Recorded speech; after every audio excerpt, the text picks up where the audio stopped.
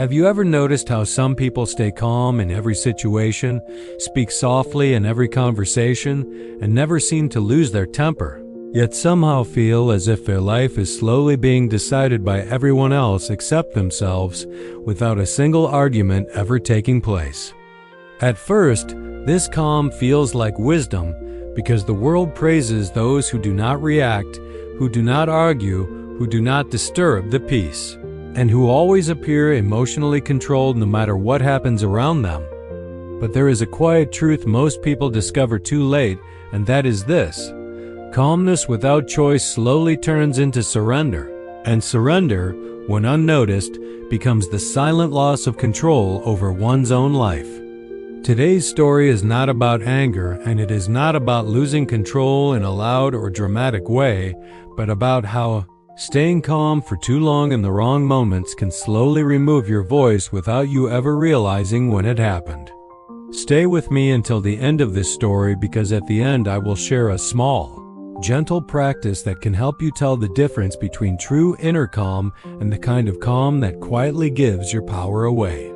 There once lived a man named Elias, and in his town, everyone knew him as the calm one, the man who never raised his voice, never argued, and never seemed shaken by the chaos of other people's emotions. When conflicts appeared at work, Elias stayed calm. When disagreements arose at home, Elias stayed calm. And when others complained, blamed, or demanded more than they should, Elias responded with silence, patience, and a soft smile. People admired him for it, often saying that Elias had great emotional control, that he was mature beyond his years, and that nothing could disturb his peace no matter how difficult the situation became. Elias believed these words because from the outside, calmness looked like strength, and strength, he thought, meant never reacting and never letting emotion show. So whenever something felt uncomfortable inside him, Elias pushed that feeling aside and reminded himself that peace was more important than expression and that silence was better than conflict. At work, when others took credit for his ideas during meetings, Elias stayed calm and told himself it did not matter, because recognition was temporary and peace was permanent. At home, when decisions were made without asking for his opinion, Elias stayed calm and told himself that compromise was a sign of love, not a loss of control. With friends, when plans changed without notice or his needs were ignored, Elias stayed calm and convinced himself that being flexible meant being kind. Nothing ever exploded in Elias's life, nothing dramatic ever happened, and that is exactly why he did not notice the slow change taking place within him. His life did not collapse. It simply became quieter, smaller, and less responsive to his own desires. One evening, after another long day of staying calm, Elias found himself sitting alone in the town square, watching people walk past him with purpose, laughter, and direction. As he sat there, Elias realized something unsettling, because although he felt calm, he also felt strangely absent, as if he were watching his life rather than living it. He tried to remember the last decision he had made purely for himself, not as a reaction, not as a compromise, and not as a way to keep the peace, but as a true choice. The memory did not come, and that silence inside his mind was louder than any argument he had ever avoided. That night, Elias could not sleep, because for the first time, he understood that calmness had not protected his life. It had quietly allowed others to shape it. The next morning, Elias decided to walk beyond the edge of town, toward the old river path where few people went and where silence felt different, heavier, and more honest.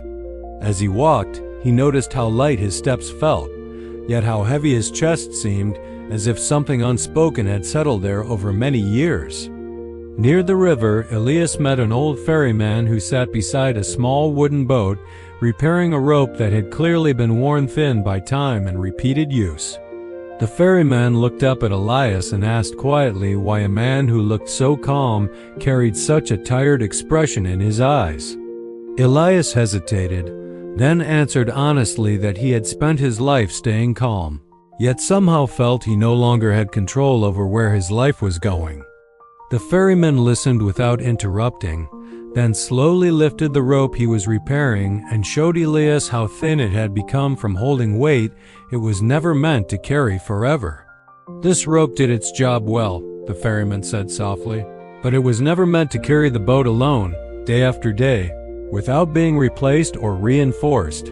Elias watched as the old man placed the rope down and added another line beside it, sharing the weight between them so neither would break.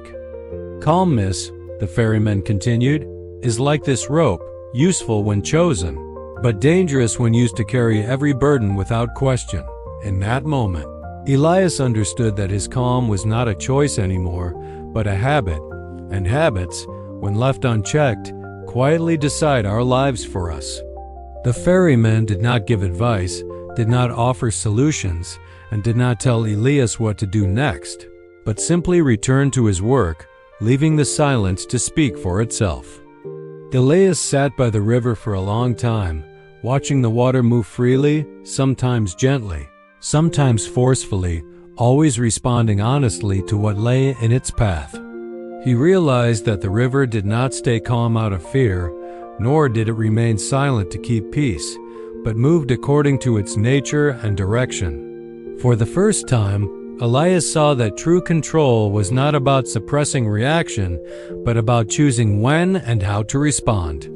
Over the following weeks, Elias began noticing moments where calmness felt false, moments where silence was not peace, but avoidance.